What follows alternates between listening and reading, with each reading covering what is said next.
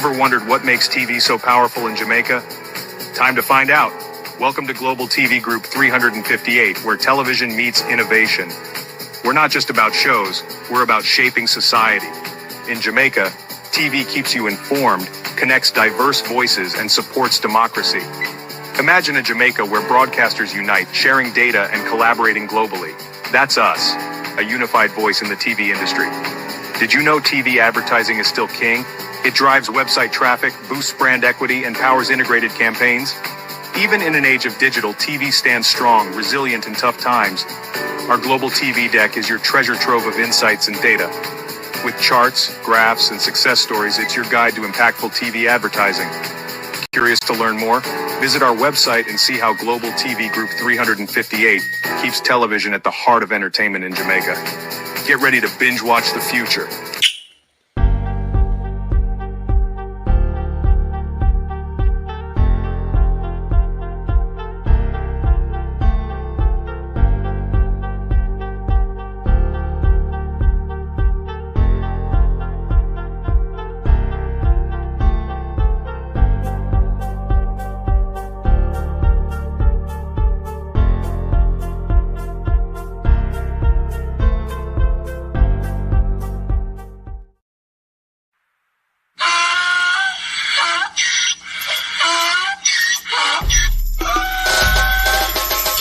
For me again, you can't for me again. You hold me down for a very long time. Can't buy sugar, we can't buy lime. Can't buy scandal, we can't buy time. You can't for me again. Can't for me again. You can't for me again. Hold me down for a very long time. Can't buy sugar, we can't buy lime. You touch up line and I resort to crime. You can't for me again. What fi go to eat no money, what fi at you, eat no at you. Covid money, miss away in the little rat you. Use the youth, the money, waste my musta man to statue. Say me like a catch you, but bigger than a figure you. Take the spit of money, girl, and say that is not you. One day the man above end up in my gutter. Too much it in the kitchen, some a fly by like a patu. My singers and DJs and social media's coming at you. It burn me. 300% free. It burn me. Garbage pile of the day. It burn me. Give the teacher them raise. It burn me. I see corruption please. It burn me. Mash down the people them house. It burn me. Every day appear arms out. It burn me. Appear money them a thief. It burn me. And them a sell out with each. Can't for me again. You can't for me again. You hold me down for a very long time. Can't buy sugar, we can't buy lime. Can't buy scandal, we can't buy time. You can't for me again. Can't for me again. You can't for me again. You hold me down for a very long time. Can't buy sugar, we can't buy lime. You touch up line and I resort to crime. You can't for me again. Come me say dig up all the charities and all of the givers. Some a go like say them powerful, me no make a bigger. The already promise it, none of them not deliver. Cut up the youth, they rap and they down in our fever. Member bold money and they lie them tell. Corruption smell and they pocket them swell. When police don't a market like Satan out of hell, go mash up people start like thief when them sell. It burn me. Or they treat the market man. It burn me. Or them a treat the cat man. It burn me. Or they treat the peanut man. It burn me. Or them a treat the dirt man. It burn me. Or them a treat the son man. It burn me. Or them a treat policeman. It burn me. How them a treat soldier man. It burn me. How them a treat everyone. Can't for me again. You can't for me again. You hold me down for a very long time. Can't buy sugar, we can't buy lime. Can't buy scandal, we can't buy time. You can't for me again. Stibby-dim day. We in Global TV say certain kind of friend we no keep. And some informer friend we love like. We in Global, bona fake friend and bona thief. We in Global, we not promote them, we not support them. Look at them on the cheek, come here represent for. We in Global TV, check it. Good evening and welcome to the People's Point of View. Thank you all for joining us. President Trump immigration policy may have just taken a twist into slavery and human trafficking given the deal handed to him by El Salvador. If President Trump accepts that deal, this will be a tip over into human trafficking and slavery, similar to the third country that Britain wanted with that deal in Kenya that the court harangued and really never get off the ground. Will the US courts allow Trump and Venezuela to engage in human trafficking? Good evening and welcome to the Global Television Group. Thank you for joining us. We have a bit to get through this evening. To my community of party and all my family members, platform moderators, membership holders, via subscribers, commenters, and trolls, good evening and welcome. Thank you all for joining us. Sharon Bernard, Marcia Thomas, Beaton Teach, Donnet Harriet, Sunshine, Gloria Morris, good evening, Keith Matthews, good evening, Real Sweet, RJ, good evening, and welcome. Marcia Thomas, yes, good evening, thank you for joining us. Andrea Joan Hamilton Wilson, Rose, Daphne Jackson, Michelle McCoy, Evan Bradford, Christopher, Evan Riley, Ladybug, Colin, Dolores Logan, Althea. Good evening, everyone, and welcome. Make sure you hit the like button once you're here. Who is over on TikTok? Julie Miss Mango, Pretty Devil, Ingrid Granderson. Thank you all for joining us. M, thanks for the like. Good evening and welcome. There's some things rough and tumble in Parliament. Lies told by Floyd Green, lies told by Nestor Morgan, a bit of froth between Angela Brownburk and Everard Warmington, a bit of froth between Everard Warmington and Darrell Vaz on his breaking of the ministerial code in attacking another minister on the floor of Parliament.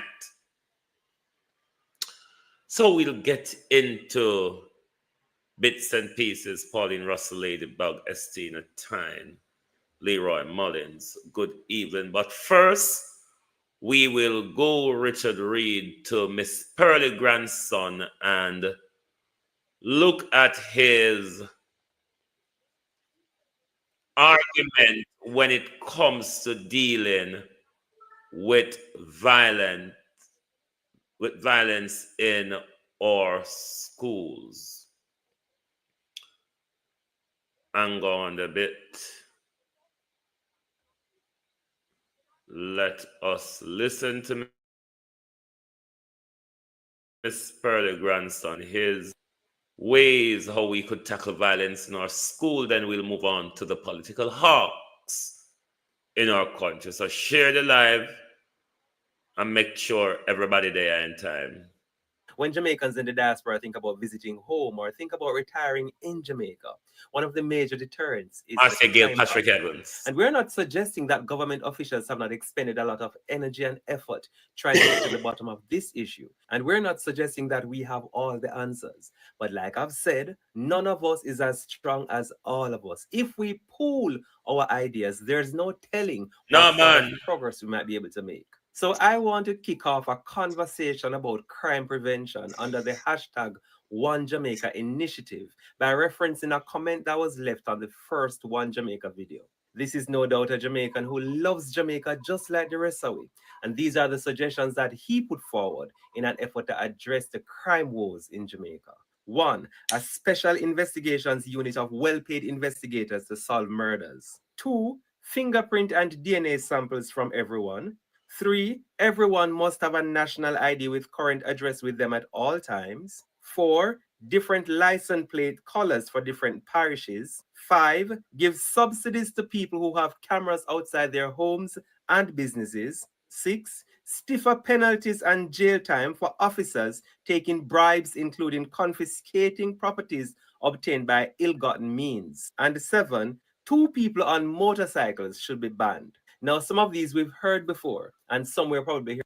Right, before he continues on, let me say, Rush Creative Weddings and Events, good evening.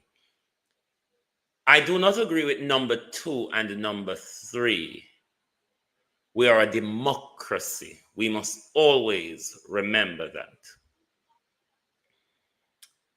I would agree to number 2 if it says DNA and fingerprint for all persons that has that interaction with the police. But when it tips over into taking all of us fingerprint and DNA, that's a police state. Number 3, walking with identification in a democracy is not acceptable. It's also that you're heading towards a police state when you have to walk with a legitimate government ID. You are living in a police state. And on that basis, I don't agree with number 2 and number 3. But of course, the rest, I will work with Jamrock. How are you? Let's continue listening. Hearing for the first time. But at this point, any effort is better than no effort at all. Now, in addition to all of these, I've long suggested a behavior management system for schools in Jamaica as a crime prevention strategy. The Statistical Institute of Jamaica will confirm that most crimes are committed by young men between their mid-teens and mid-20s. That implicitly suggests to us that the people who committed serious crimes back in the 1990s and early 2000s are not the perpetrators of serious crimes in Jamaica today.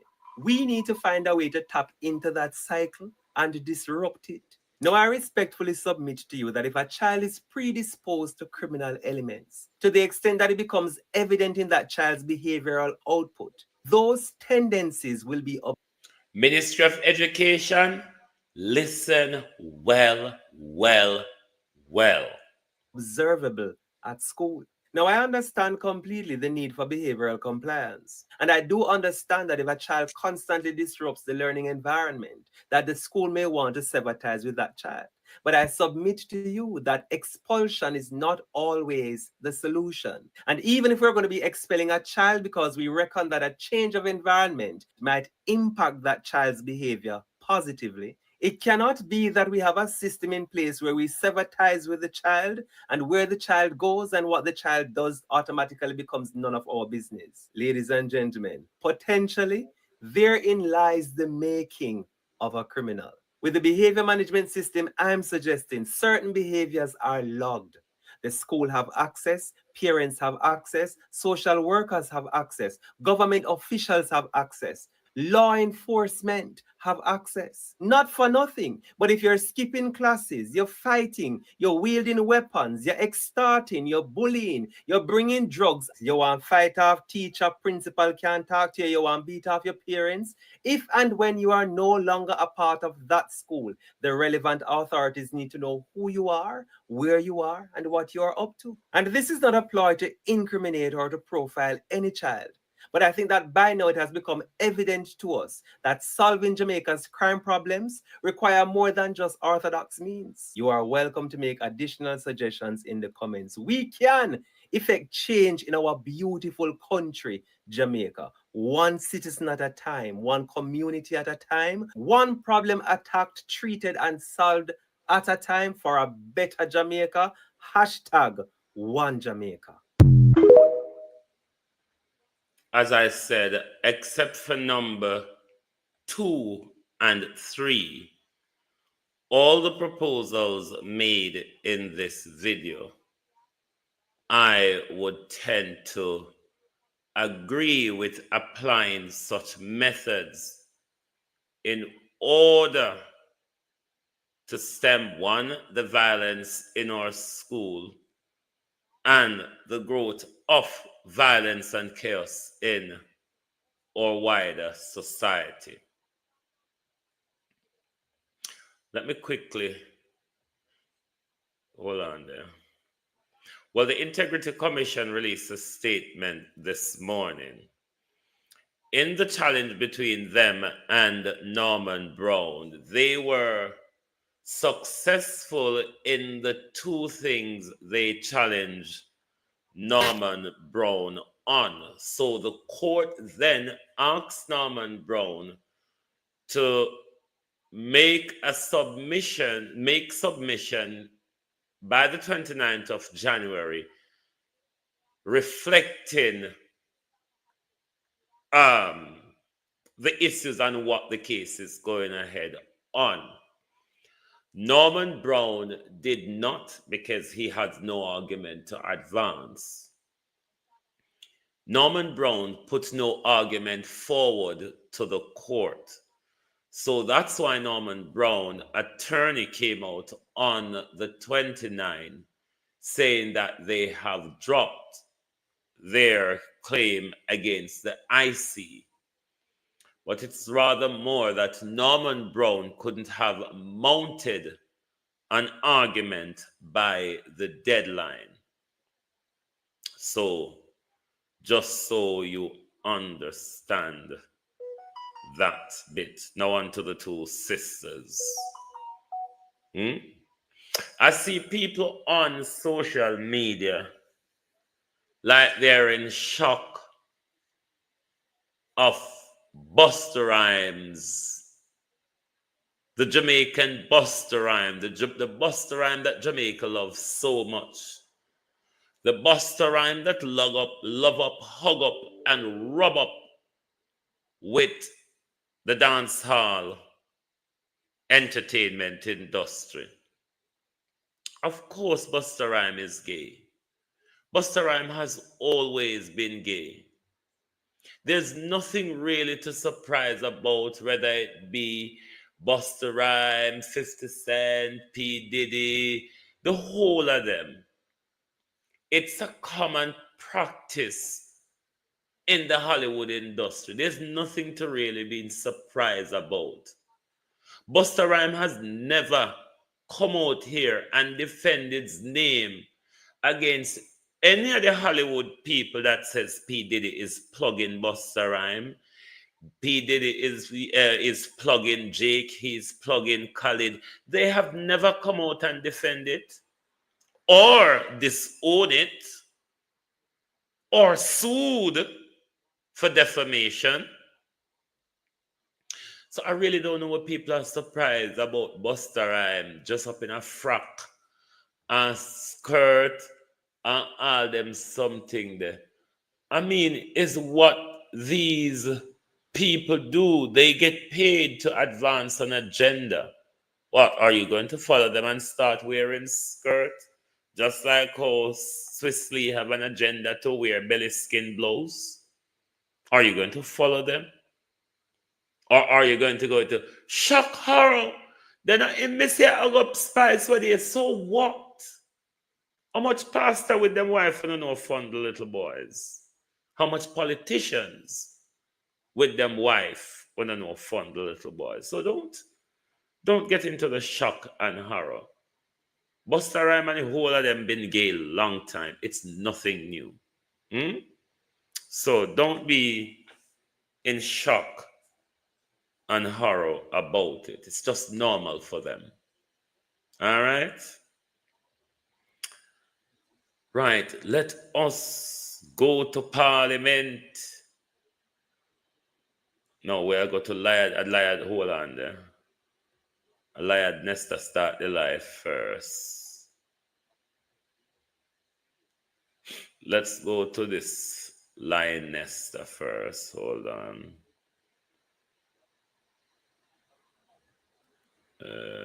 You over here, you over here. We're not going to listen to all of Nesta. I'm going to jump to bits and pieces because Nesta is very confused or is lying about the whole Spark nonsense. Mr. Speaker, I will rise to give an update on some important developments regarding the Spark program. Yes, it's an honor to address this House to provide this update on it. Yes, implementing the Shared Prosperity through Accelerated Road Network Improvement Program, which is our government's strategic initiative to modernize Jamaica's road infrastructure and enhance economic growth.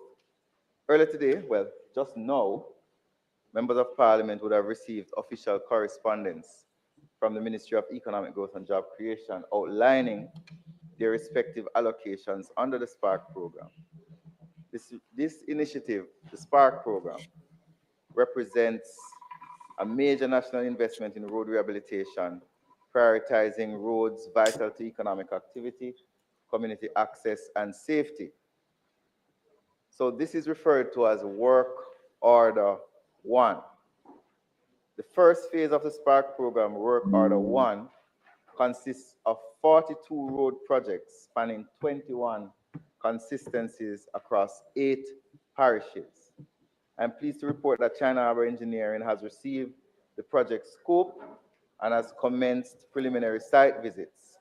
Work is scheduled to begin this week in the corporate area.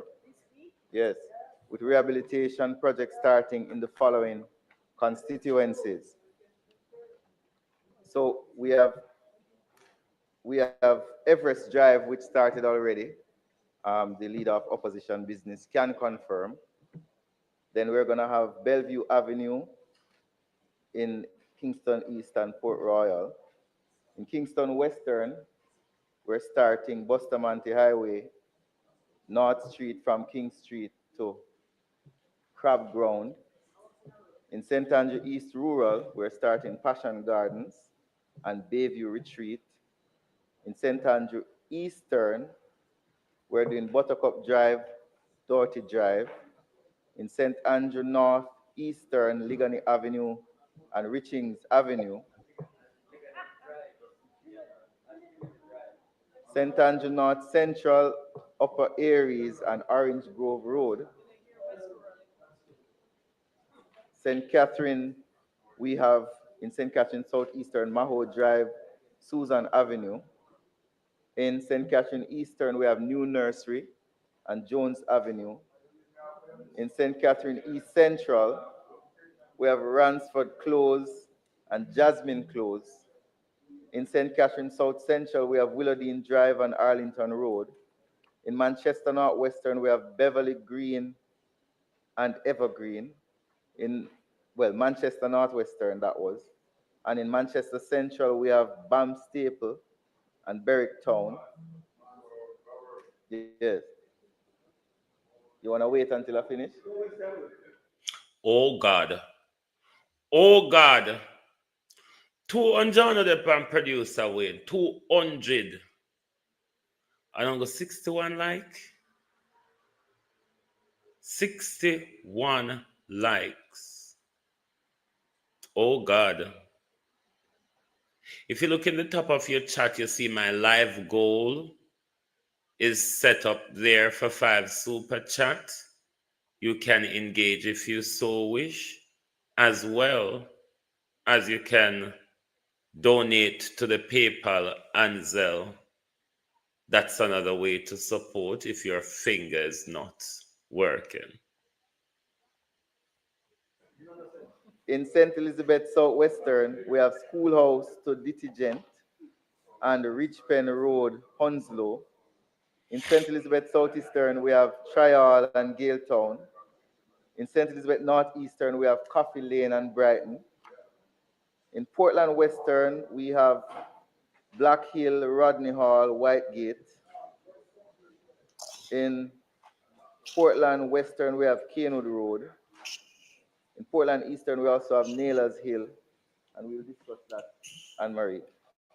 And we also have East Islington Road.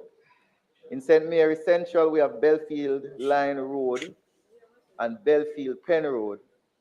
In Trelawney Northern, we have Church Street to Gravel Hill and Perth to Sherwood. And in Trelawney Southern, we have Penn Road to Stetton and Smith Hill.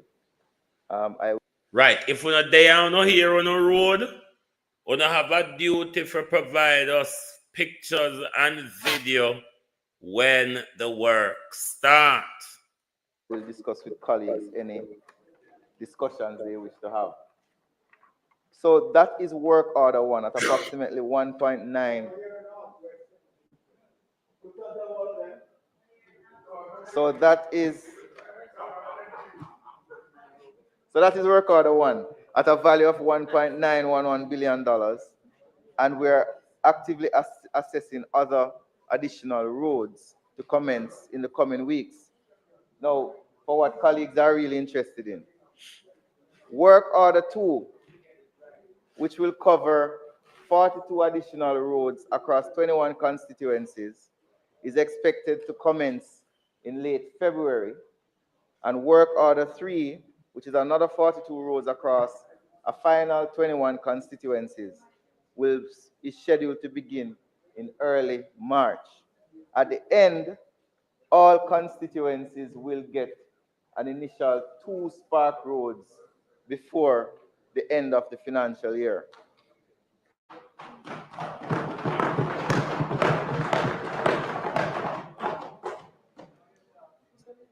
In this financial year, we will begin about 126 critical roadways across Jamaica, improving connectivity, easing congestion, and strengthening community resilience. We expect that by April, we will start seeing the completion of our first set of spark roads, which this tranche,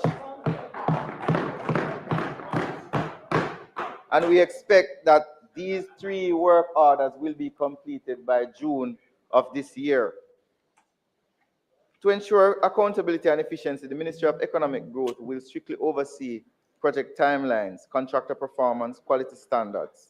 Additionally, we encourage members of Parliament and local stakeholders to remain engaged in the monitoring process, ensuring that all communities benefit fully from this initiative. Mr. Speaker, this is the next chapter of Jamaica's development. With the Spark program, we are not just fixing roads, we are building pathways of opportunity. This initiative is an investment in the future of our citizens and a demonstration of the government's unwavering commitment to national development. Mr. Speaker, I also want to update the House on an important development that has taken place. It is related to the Accelerated Bridge Program. This program is a strategic national effort to enhance connectivity, improve public safety, and facilitate economic growth by constructing and rehabilitating key bridges across the island. The initiative was further strengthened on January 23 with the signing of a framework of cooperation between the Government of Jamaica, Accra Global Limited, and Legan Aviation and Infrastructure Limited. This agreement establishes a collaborative and structured framework for the implementation of the Accelerated Bridge Program. Under this framework, the Ministry of Economic Growth and Job Creation, the National Works Agency, Accra Global Limited, and Legan Aviation and Infrastructure have aligned efforts to ensure the seamless execution of the project. It entails the installation and upgrading of 54 bridges across the island. This includes 44 permanent vehicular bridges, 3 permanent pedestrian bridges, and 7 emergency use bridges.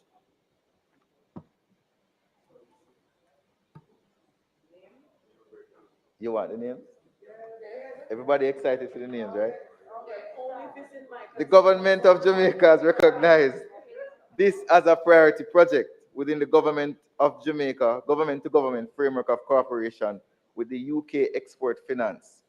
This collaboration allows access to financing mechanisms that will accelerate implementation to ensure cost-effective execution.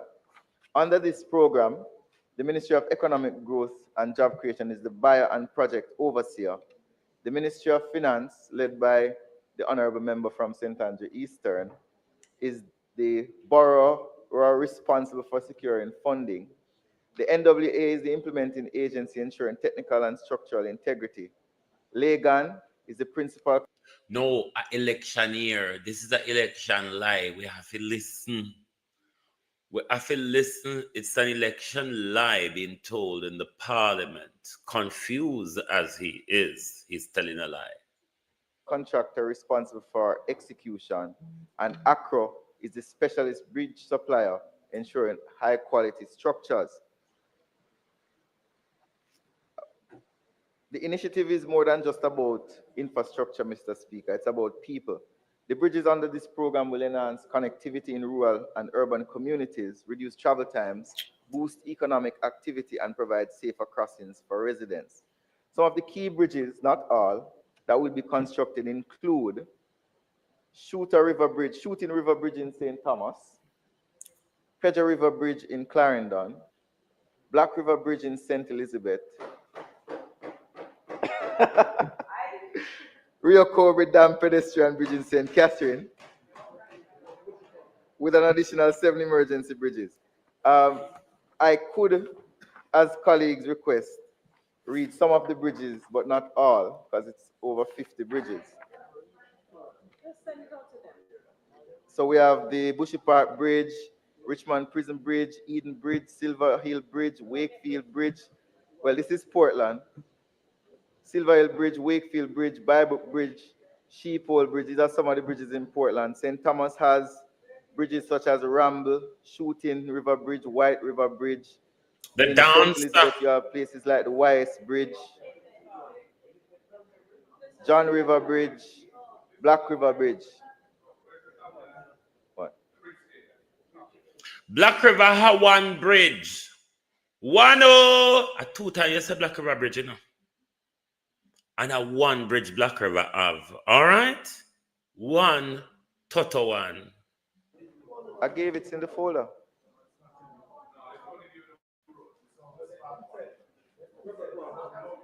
We also have in St. James, John's Hall Bridge, Patos Bridge, Black Chute Bridge, Crooked Spring, well, Black Chute, what is it called? Black Shop Bridge, Crooked Spring Bridge, Sunderland Bridge. So it's not a pen paper in front of you? And so on. In Westmoreland, we have First Bridge, Jackass Bridge, and I cannot read all of them. Or you should just call the Jackass Bridge Nesta Bridge. But may I go move on now to some of the rough and tumble, because I get annoyed of Nesta. So I want to take you to some of the prixy bit. Hold on there. Me just yes, this lady did ask some good question. Stating that we should look at 2 party roads to do now. And I sent in my 2. What is on the list here now does not reflect what I sent in. So I would... No, in work order 1. Oh, no, my constituency is in it. But I'm going to say something else, Minister. No, but that's not Black River. Other roads. That is, you could just look at them as a little lane. So I would want you to do as yes. So, and those are 2 small roads in comparison to the others out of the 10. But Minister, I want you to just be around and listen to me just for a minute. We have a Madam Member, please question. We're using up the time. No man. But that the minister is trying to figure out what he is to say. So I'm just saying, let me finish. Yes. Minister, Jamaica heard about Sparks, and we had consultation all over the country. I'm going to ask of you now to communicate effectively to the citizens of this country about the process in which Sparks will take on, because we are getting pieces.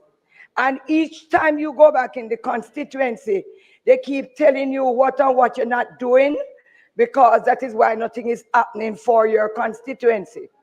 I am going to ask, and I think it will augurs well for all of us in here, to have one statement coming out, not to hear that the East Central will be getting this, no, and West Central will not be getting that, no. It's going to create confusion and it's going to look like there's a level of biasness. You have to find a clear message so that every Jamaican will understand what we are doing in here and what Sparks is all about. Wait, Spark soon try soon come up. Wait. Darrell Vaz are gonna raise. Try.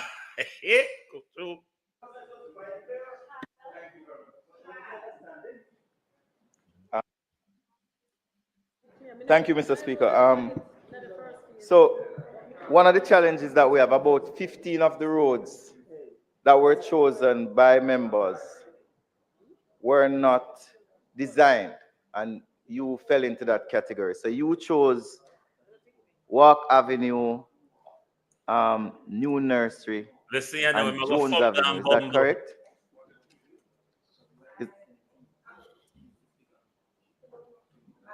Good evening and welcome to Playing with Papers.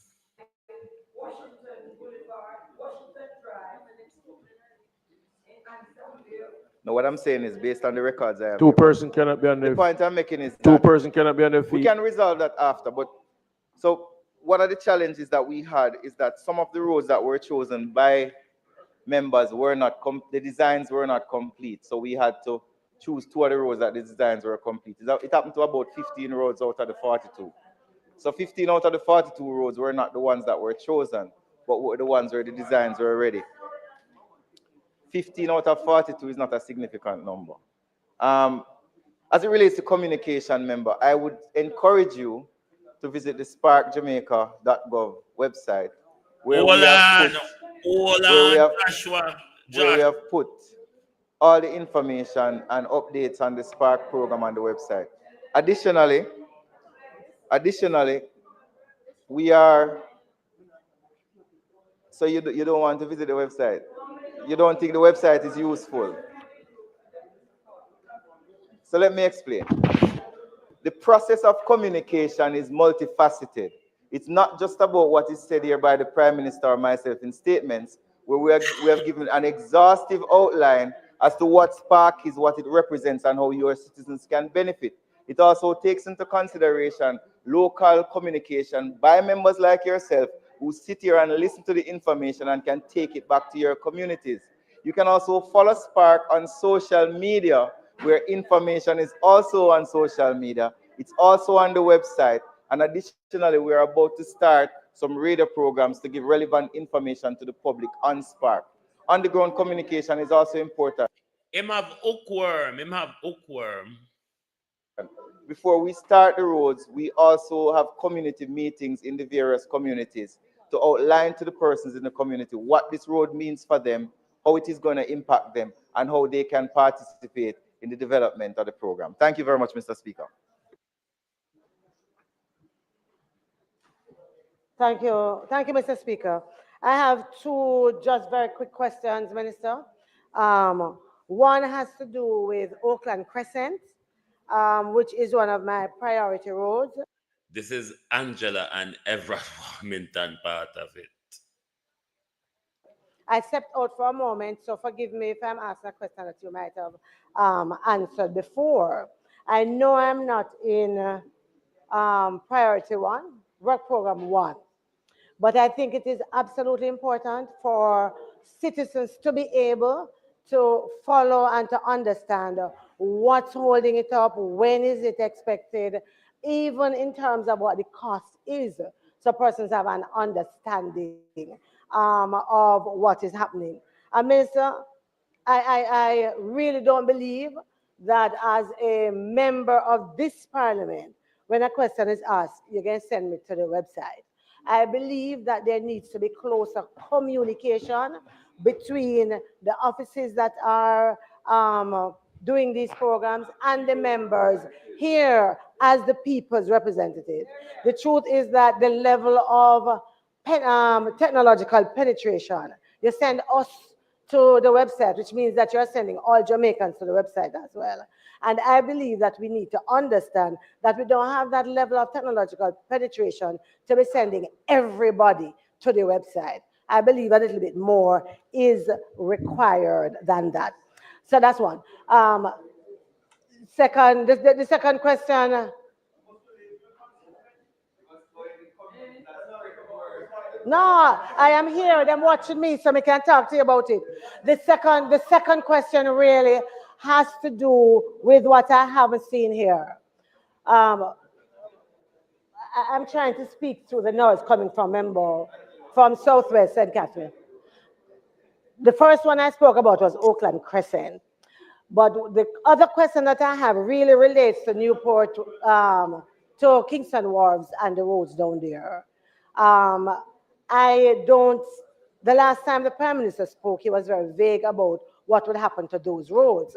And here I'm speaking on behalf of my constituents because they form part of the broader constituency.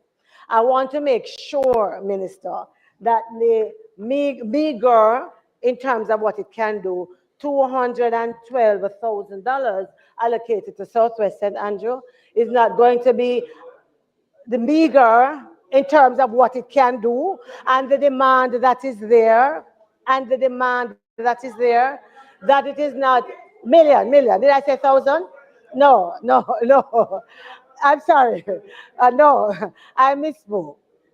I want to make sure it is not appropriated and placed in Kingston Wharves to do the roads that are there. I believe, though, that the roads that are there need, and I'm asking you, Minister, to pay some attention to Kingston Wharves, yes, to pay some attention, to have some discussion around the strategic importance of the ports to the economy, and therefore what collaboration can be made in terms of having those roads done. You can say, Mr. Speaker, I am not always able to wade through the noise by the member from Southwest St. Catherine and his attempt to distract me and to take me off message and to bully me. And I have told him before that I am not taking his bully easy. I am not taking it. So I'm going to ask you whether you do it now or you do it later, or the other member does it at standing committee when you meet, that you tell him to hop off, I'm offender. Hop off, I'm offender, she says. Members, whenever you are given the time to. Charnel Williams, thank you very much for starting the super chat. We're asking for 5 super chat tonight. Charnel gave us the first one of 5. Who will be next? Let us continue. Kadarel Vaz soon asks him question. That one that broke the ministerial code. To speak, the speaker will turn your mic on. You address the speaker and you speak through the mic. So nobody that is sitting down and their mic is not on, you should not listen to them. Concentrate on your narrative. All right. Minister. Pussy. I got a pardon. Thank you. Thank you very much, Mr. Speaker. So, I mean, we dealt with the communication issue. I did not say just go to the website. I said there are a myriad of other communication tools, such as radio we're going to be using, TV. We have made many statements in here. We have sent you letters.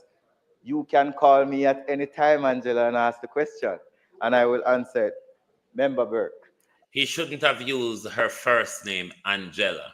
So you see when they annoyed how them easy to step out of line, because you shouldn't have gone personal by using her first name. No, the other question you asked was about Oakland Crescent.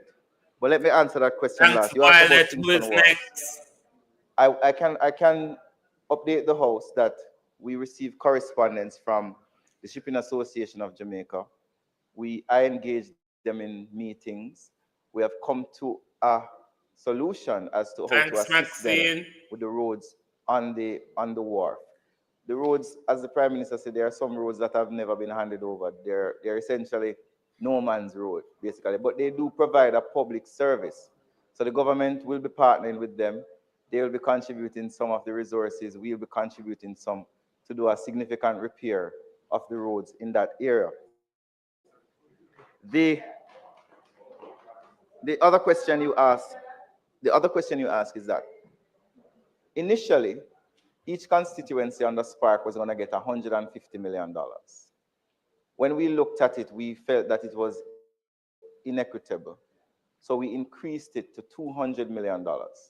And then we have another portion of money based on the length of roads in your constituency. So you, in southwestern, you're southwestern St. Andrew, right? You have 72 kilometers of roads. Compared to the member from Trelawney, who has almost 800 kilometers of road. So your allocation is based on the length of roads that you have, compared to another member who has almost 10 times as much. So we are very transparent, member. We are not, this program is not about politics. This program is about the people, right? And I will not allow, member, anyone Point of order, Minister. Point of order. to interact with this program. Let us hear your point of order. Mr. Speaker, the Speaker is misleading the House. In the Speaker, The member or the minister. you know who is the Speaker? The person who is speaking. This person who is speaking over there is misleading the House in the response that he gave, because nowhere did I intimate that there was any political distribution. I said 212 million, meager in terms of what it can do. That's what I said. And that's my opinion. And I'm entitled to it. And I do not want to be misrepresented. Thank you for that, member. So the opposition will not be politicizing Spark, and I'm very happy that you have given us that assurance.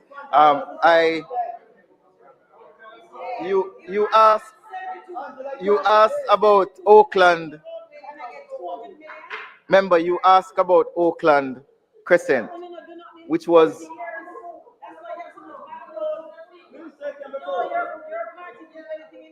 Oakland Crescent was your priority road, member. The reason you did not get Oakland in work order. Member from West Rural, St. Andrew. Member from West Rural, St. Andrew. Member, the part of your challenge in your constituency is that a majority of your roads require pipe works. A majority of your roads require pipe works.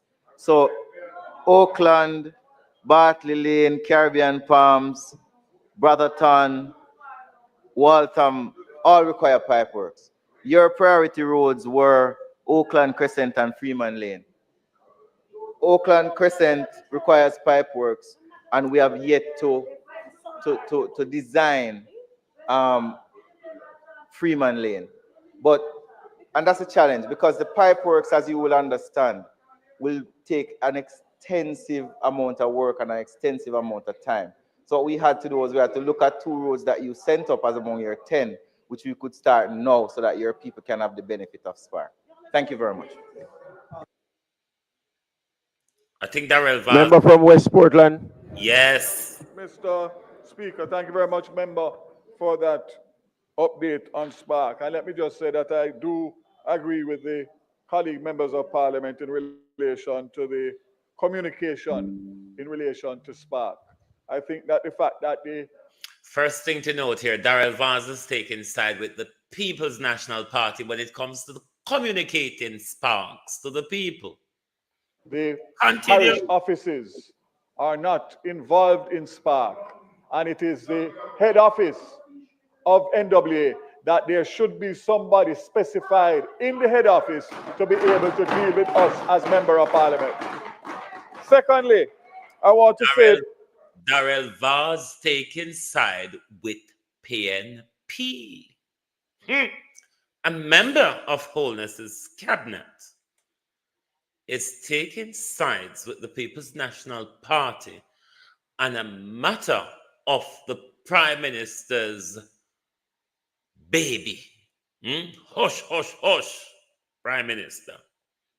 I am very, very heartened by the bridge program, but I realize that there must be a parallel bridge program because I don't see anything as it relates to the continued funding for the Troy Bridge and the Craigmill Bridge. And my best information would tell me that those are a part of a separate bridge program that is going to be carried out by the National Works Agency. So Darrell Vaz have to listen with because we're very interested in hearing about Troy Bridge. We nobody now talk about. But Darrell Vaz, the criminal, has asked about Troy Bridge. And you know he has a vested interest in the Craigsmill Bridge, which is sort of really egging up his backside at the moment. But let's listen. Before my constituents block me from coming to the constituency tomorrow because they have not seen Craigmill, I want to assure them that Craigmill is on another program that is far advanced, that is going to be funded through central government in the allocation of the 25. Now, let me tell you something, a little story about the Ministerial Code. Under the Westminster system of governance, you dare not question another member of the cabinet in Parliament on a policy matter. That is breaking the Ministerial Code. That is a cabinet minister attacking the government. Darrell Vaz should resign. Don't you think, Mr. Vaz? War in the cabinet. A minister of government is attacking government policy on the very same side he sits. What a confusion. 26 budget.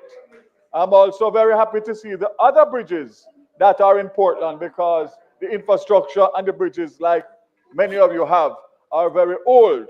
So I would like to say definitively, member, that I would like for you to be able to provide me as member of Parliament for West Portland specific information in relation to the Craigmill Bridge and the process that is in parallel with, which hopefully will actually be started before this program, as this program is just going through the processes of the agreements with the UK, etc. Finally, Mr. Speaker, I want to raise to the attention of the Minister and the NWA. Portland has been receiving rain consistently from before Beryl. Member. Yes, I turned the mic off because Darrell Vaz's mic was turned off by deep battyhole Heroy Clark, the Deputy Speaker of the House. Hey, this is war in the cabinet, you know. If you don't understand the whole governance play and the structure of the Westminster democracy, this is war within the government. you're making a presentation and not question. So please, get to the question. Please. Yeah. Thank you very much. Just to say that the scoping of the SPARK program, and this is a question that was done months ago, has been thoroughly interfered with by weather events. And therefore, I'm asking whether or not we can look and discuss with the NWA the current situation in relation to probably prioritizing other roads that have been worse damaged as a result of the rain, rather than going with what obtained a year ago when we did the consultation. Remember, you haven't heard one thing I say, you know. Remember, I would prefer if you would give me the respect to listen to what I'm saying. It's a major point for me. And I'm saying, I'll repeat it again, that the scoping of the roads for Spark with the weather events.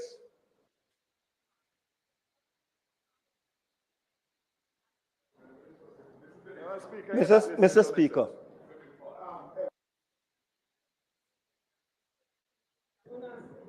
I must say, Mr. Speaker, that I'm very disturbed and grieved. It is totally out of character for a minister to speak on a statement of another minister. I have never seen this in the umpteen years I've been here. Totally breach of protocol for a minister to ask next minister question in Parliament or to speak on the issue of another minister. Totally unacceptable and breach of protocol. Minister Morgan, do you wish to respond? I want to thank my colleague, Cabinet Minister, for raising those important points. And I want to say that to all members of the House, all 63 of you, Natalie, I want to say to all 63 members that I've always had an open door policy. I've always encouraged communications from the National Works Agency.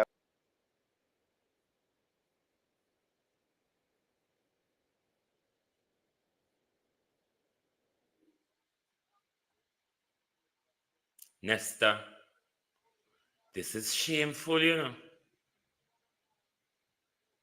You've been attacked by another colleague.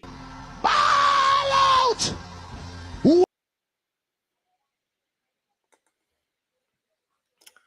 Ball out, Nesta Morgan.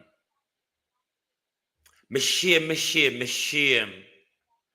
No, Everett Warmington is right in saying he has never seen that. That has never happened. Because under the Westminster democracy, it does not. Darrell Vaz' issue ought to be taken up in cabinet. Because, Mr. Vaz, you cannot attack. And the code he violates, Everall, is what is called the Ministerial Code. The Ministerial Code, you cannot and must not attack a member of the government, of the cabinet, while being a member of the cabinet. Any JLP member can attack a minister. Anyone, any JLP backbencher who's not a member of the Prime Minister's cabinet can attack a minister speaking on the floor. But when another minister of government attacks another minister's policy on his foot, then this spells disquiet and division within the party. Or it could be that Darrell Vaz himself does not understand the ministerial code and does not know that an issue like that as another cabinet member, you ought to take it up in Parliament or do it in writing from one ministry to another, Mr. Vaz. What a division. Floyd Green, on the other hand, showed up Andrew Holness. I will now turn to Floyd Green and see if you can spot the blunder. To see how well you can spot the blunder. What a wicked little boy.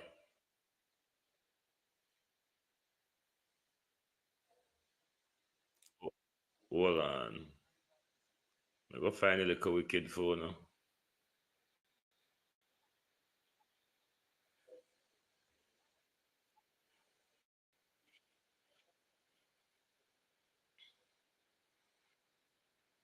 My man, you walk long, Slide Green soon come. But you would remember the state. You would remember the statement Andrew made in Parliament when he was doing the Spark upgrade.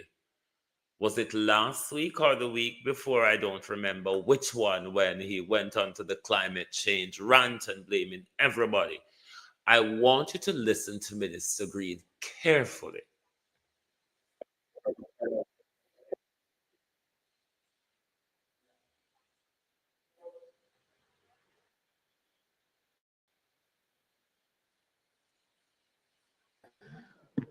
Mr. Speaker, I invite you to ask the member from Yes, Samuda is there. Southwest and Minister of Agriculture and Fisheries to make a statement. Listen to Slide Green. Will the member from Centers West Southwestern now rise and take the floor? When you spot the lie, you type it in the comment for me, please. There's a particular lie that exposes Andrew Holness's lie. See if you can find it. Thank you. Thank you, Mr. Speaker. Mr. Speaker, members of this House, it is now clear that with the change in climate, extensive droughts are now part and parcel of the challenge our sector faces. Our approach, Member, Yes. the copies for the... You may continue while it is distributed. No problem. Our approach, Mr. Speaker, however, has transitioned over the years from being reactive to being a proactive government that puts measures in place to help our farmers face the drought before it emerges. Today, Mr. Speaker, I will speak on the ongoing dry period affecting our agricultural sector and rural communities across Jamaica, as well as the shifts we're seeing in the prices of our fruits and vegetables. The December 2024 rainfall report tells an important story, one that highlights the challenges our farmers continue to face. While no parish, Mr. Speaker, has experienced what is defined as meteorological drought, it is important to recognize that 7 of our 13 parishes recorded below average rainfall, with values ranging from 53 to 85% of their 30-year climatological means. Members, this means that 7 parishes got lower rainfall than their 30-year average. This shortfall in precipitation... Spot the lie, please. The lie has been told. Spot it. Hey, Jesus. What a wicked people then. Spot the lie. Spot the lie. Hey, what can go so? What can go so? Ballot. What can go so? Prime Minister. Ballot. Whoa, yo. We need help, Jesus. Ballot, Prime Minister. Ballot, Slide Green. The Prime Minister just told us a week ago how much rain mash up the road them.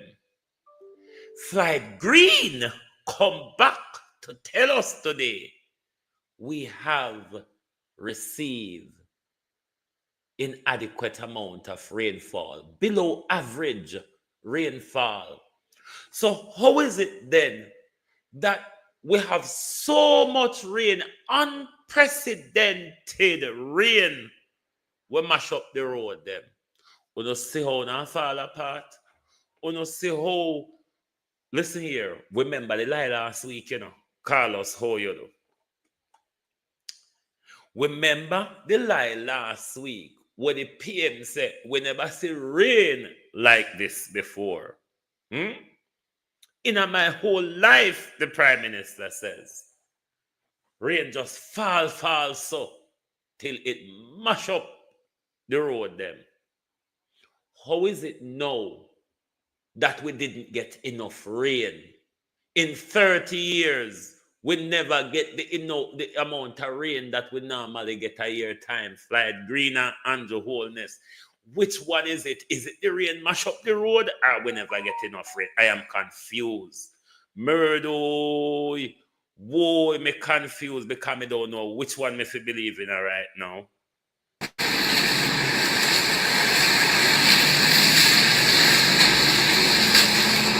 Machine! Why the head for the people them? Why? Why? Machine! Sheila kill me! Why? Machine! Why? What uno do? Uno never remember so uno tell the lie last week, or uno never expect we remember so uno tell the lie last week. Which one is it? Because we need to be clear on it. Thanks, Kathy. Thank you very much. Thank you, Hannah. Thank you. Which one is it? Is it Kamembano? Minister Teeth and Tongue during the rainfall period keep telling us because of rain, we are too much rain, so we can't reach, we can't spark. The Prime Minister come last week in order to avoid taking responsibility for his failure. He blame man, blame God, he blame nature, and blame everything except for this Prime Minister. I think it was 2 weeks ago, wasn't it? 2 weeks ago. And now here comes Flight Green. I tell we say, even though we not register as having a drought, but we never have the amount of rainfall. Who is lying? We need one to come back and tell we which one is lying. Was it that we had excess unprecedented rain that destroyed our roadways? Or is it that we never get enough rain this year, last year, in 30 years, with the below average rainfall? How that makes sense though? If the rainfall is below average of what we would normally get, how is it that the same very rain mash up the road? Andrew and Flight, and I need to come clear up this, because me confused right now, because me can't explain this to my audience. I want to create it, I want to come tell you if it goes so or it not goes so, or which one for that matter should we believe to be true, if any at all. Which should we believe to be true, if we really believe that any of them are true? Make we listen to the wicked a little bit more. Can I have something for sure now? After the liar don't tell the lie. Has resulted in challenging conditions for our agricultural sector, particularly in areas that have recorded consistently low rainfall. The impact of this deficit is particularly concerning for farmers who rely on regular and sufficient rainfall to sustain their crops and livestock. Even in cases where some parishes experience wetter than normal conditions, disparities in rainfall distribution have led to inconsistencies in water availability. Farmers in parishes such as Portland, St. Mary, Kingston, and St. Andrew, they saw increased wetness, and as such, they may not immediately feel the strain. However, in most of our western parishes, including Westmoreland, St. Elizabeth, and Hanover, and central parishes of Manchester and Clarendon, they saw rainfall levels below December 2023 and below their 30-year average. Unfortunately, as we know, members, these are some of our most productive parishes. Mr. Speaker, recognizing the urgency of the situation and the potential impact of drier months ahead, particularly this month of February, March, and July, the Ministry of Agriculture, Fisheries and Mining has already begun taking the necessary steps to alleviate the effects of the dry period and to brace for the months to come. We are rolling out an immediate and strategic response to safeguard livelihoods and food production because our farmers, quite frankly, cannot afford to wait. First on the front line, Mr. Speaker, is water trucking to aid the hardest hit parishes of St. Elizabeth, Manchester, Clarendon, and Westmoreland and Hanover. The ministry has already committed $30 million, of which $14 million will be administered by RADA and $16 million by the National Irrigation Commission to accelerate delivery and to ensure that our farmers get the water that they need. We will also be contracting private contractors to help in relation to ensuring that the distribution is done in an accelerated fashion. Beyond this immediate relief, Mr. Speaker, we're investing in sustainable longer-term solutions. We have already started procuring water tanks and drip irrigation kits. In fact, we've earmarked $79 million to procure water tanks and drip irrigation kits to help our farmers. We are partnering with individual farmers and groups of farmers to put in place water catchment areas, and as such, pond liners will be provided, and we've earmarked $17 million to provide pond liners in response to our ongoing dry period.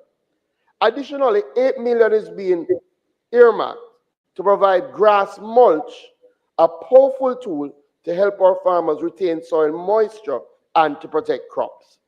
This comprehensive response is $134 million that will provide real and tangible benefits to our farmers to aid as we face this ongoing dry period. We also will be partnering with the Jamaica Social Investment Fund, who are stepping up to the plate and providing $30 million to provide additional pond liners. As a direct result of discussions that we've had with Food for the Poor has committed to providing 100 small water pumps, which will be distributed to farmers in targeted production areas. This critical support, we will start the distribution of that, Mr. Speaker, over the next 2 weeks. Welcome, Mr. Speaker, our response is swift, strategic, and will be fair. We will engage RADA, NIC, AIC, and of course, our members of Parliament to ensure that help reaches the right hands at the right time. Beyond the immediate relief, Mr. Speaker, the ministry has made significant investments in long-term water security for our farmers. We are already better able to face this year's dry period because of the work that we did last year. Listen to Floyd Green water security argument. Over the past year, we've constructed and enhanced 11 catchment and retention ponds in key agricultural areas, including Perth Town in Trelawney, Malvern in St. Elizabeth, Johnsvale in Clarendon, Williamsfield in Manchester, where we've expanded their facilities and provided pond liners. In Hindstown in St. Anne, in addition to a newly constructed catchment pond that was done by the ministry, we have expanded existing catchment areas and fixed leaks that had emerged over the years. We're also almost completed a brand new catchment pond in Newell in St. Mary.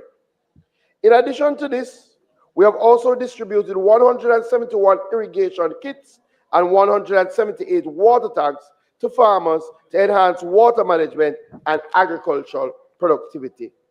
Shifting to our market trends and the recovery outlook, Mr. Speaker. Allow me to now give an update on our fruits and vegetables and our farm gate prices and the trends that are shaping our agricultural sector. Over the past month, we have closely monitored the impact of weather patterns and market forces on our farmers and consumers. The data now confirms what we have projected earlier.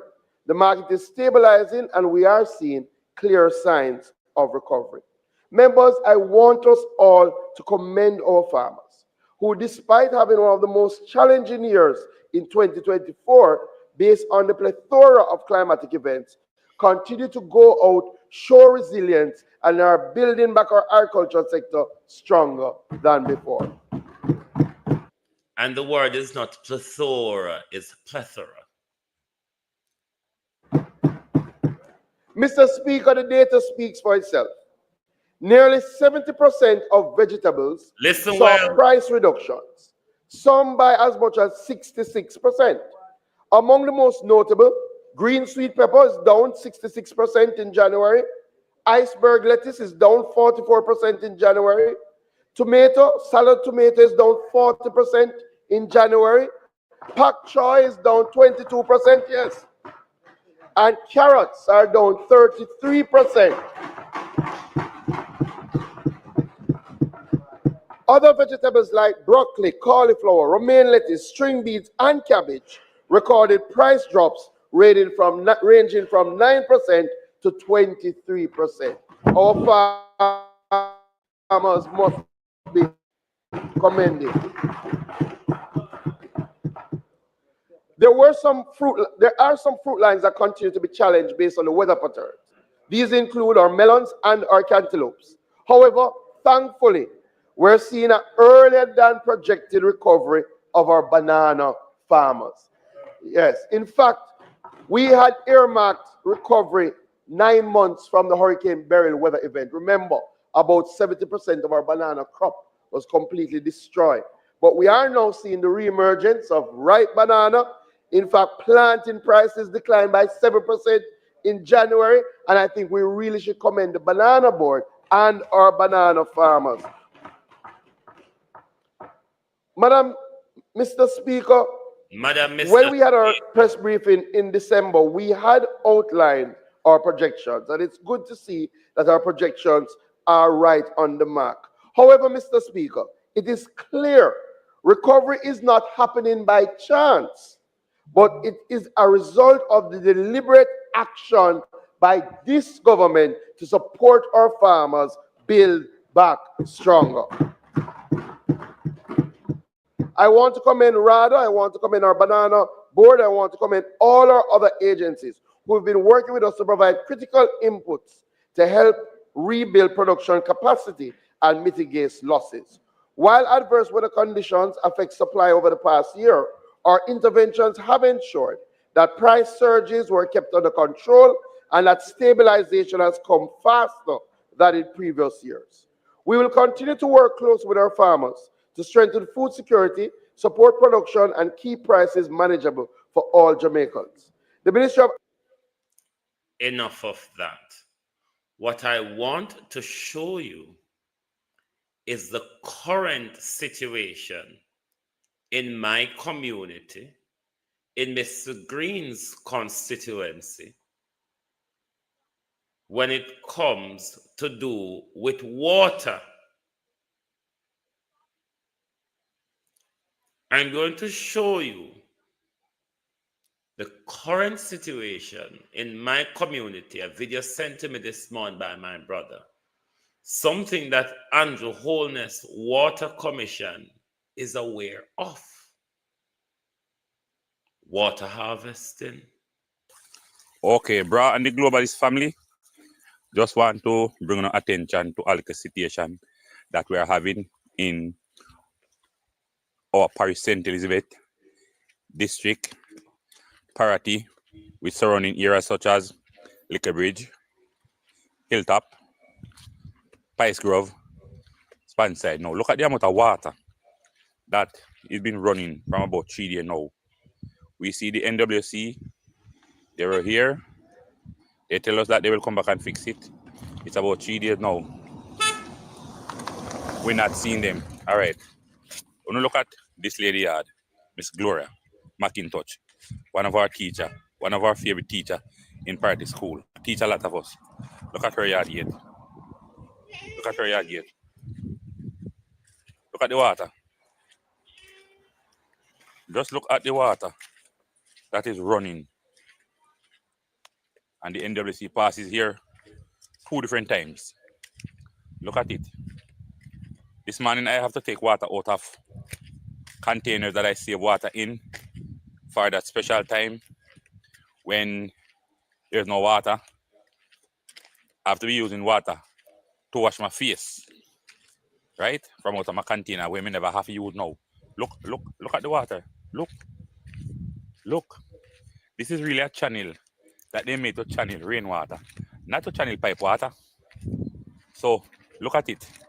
I'm heading right up to where the water supposed to be coming from. Right? Look at it. This is a disgrace. We can't have Spice Grove, Hilltop, Little Bridge, Panside. Can't get any water when the water from the main is leading toward the Maras. We don't drink Maras water. Okay? And I think this is very bad on behalf of the government. Why when things like this happen, you can't just jump to it in an instant? Why do we have to wait until it is pleasing to them in order for them to come and fix it? Well, I think this needs to be addressed because it's getting out of hand. And if I may say, election is coming. Promises are being made already. Can't we just get a promise now to fix this one and get it fixed that we can rely on if it's even one of the promises? Look at it. Water, you cannot hear the sound. And I'm heading right up to where it's pouring. And it's really, really pouring. Look at it, people. Look. We cannot get water to drink, but the road is sucking it in.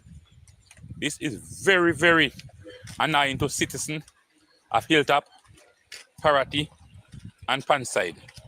This cannot be. Look at it. Look at Miss Hannah Yard. Look at her light post. It is in water. Water is running right to her veranda. But here is where it is pouring from. Here is where it is pouring from. It bursts right there, and it's even pouring here. Right? It's pouring so hard that it should be going down, and it's even going up. Look. Oh God, this is a disgrace. We need help. Look. How many gallons do you think we lose since 3 days now? Millions and millions of gallons gone to the Maras, and there's no plan whatsoever if we don't have water to retract it back from the Maras for a purification to send it back to us, because Jamaica, I don't think they're that equipped. But this isn't good. This is terrible. That's the current situation in Mr. Green's constituency. In my community. That community who Mr. Green visited 2 funerals, one last week Sunday and one the Saturday before. Mr. Green is quite aware of all the different practices because Mr. Green love God dance and Mr. Green love go open Bill a bar. Andrew Holness, Minister of Jamaica, Minister of Water, Housing, Road and Works. We don't have water for drink a Parati. We don't even have water for bathe. People have to go back to Spring Head. Spring Head is about 5 minutes from which part my brother their video the water. People have to go back to Spring Head now, go bathe and wash clothes, which is something we used to do in the 80s when we didn't just have standpipe. But when the pump house broke down, right at Spring Head, there's a pump house. But Dr. Tufton removed our pump and from that we suffer from water, from lack of water. We have a spring just 5 minutes from where my brother was standing. There is a spring that leads to a river behind the houses. Where you see me show you Miss Hannah and Miss McIntosh them house. There is a river behind that house which we call Cassie River.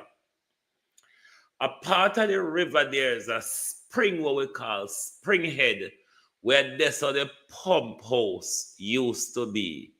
That's how provide you ice water come from under the spring there. Like proper mineral, proper water. The water pressure the decent back in the days when I just stand pipe doing how you do, my friend. When I just stand pipe, we have the water pressure could lick you down a dot. We have become a black tank community. We have become a black tank community. Every house in the community have a black tank, either upon them house or sideways them house. Otherwise, you cannot flush your toilet. You cannot use your bathroom. And Mr. Green is talking about water this, water that. When we have rivers and spring right in our community, right in our community, not even talk about Black River, you talk about the Cassie River and with beautiful Springhead. We have our own water supply in my people. A Dr. Tufton mash it up under the Bruce Golden regime. Dr. Tufton take out with pump and find that pump house mash up, no replacement, no put back there. And we don't have water for drink, now bathe now. We have to go back and bring it like when we did picnic in the 80s. Go jump off of the rock. Or go full with keg of water under the spring, under the stone with the spring there. It's not engineering hardship, Carlos, because if we're modernized and we did have engineering in a slavery, we gave us a pump and we have decent water pressure in our community, we should be looking to upgrade. You mean to say the relationship we have with China, the world leading technological power, them something they are not something what we couldn't have if government did want if we have it. We're dealing with the best engineering company in the world, China Harbor, China Engineering and whatever it's called, Trek. China have the technology.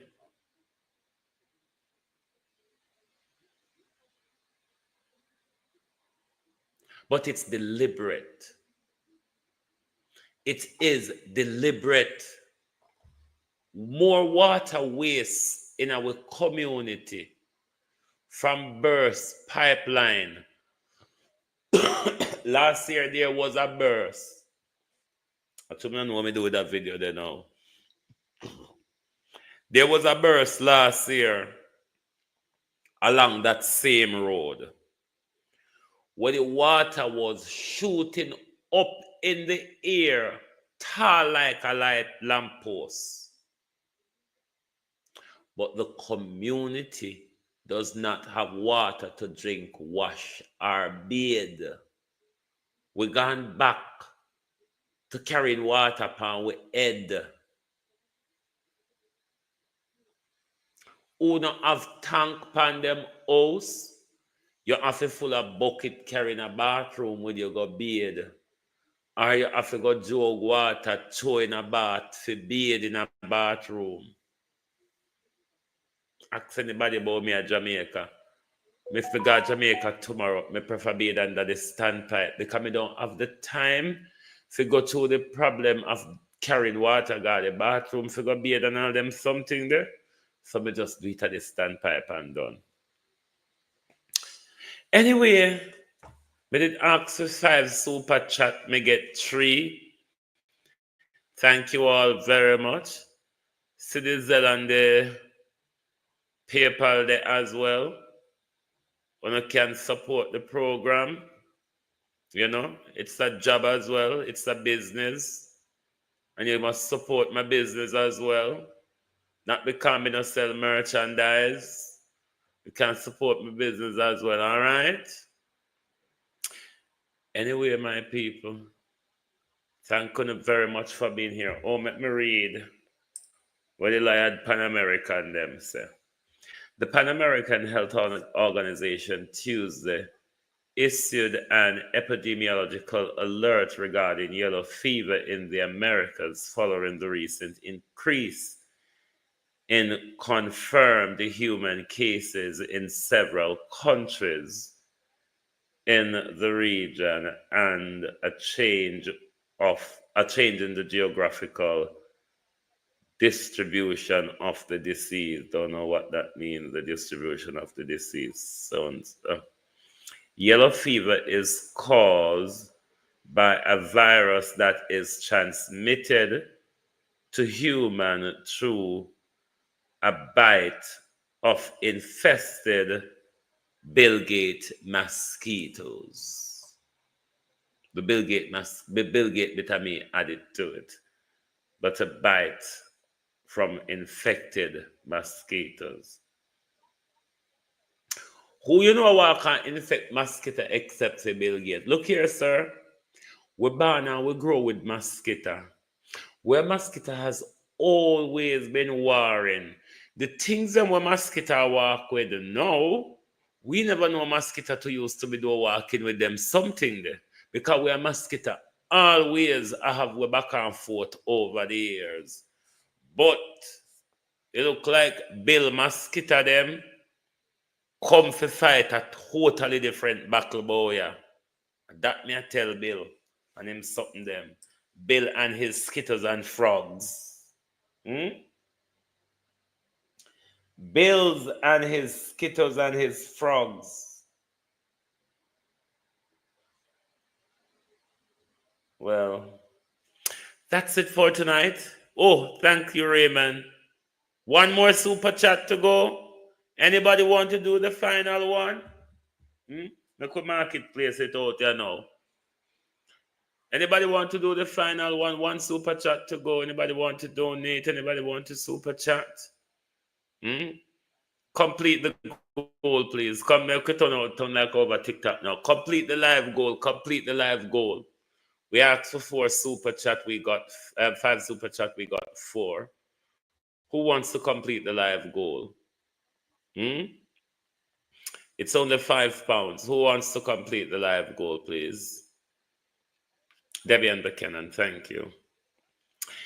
Anyway, my peeps, thank you all for being here tonight. It's lovely to have your support as always.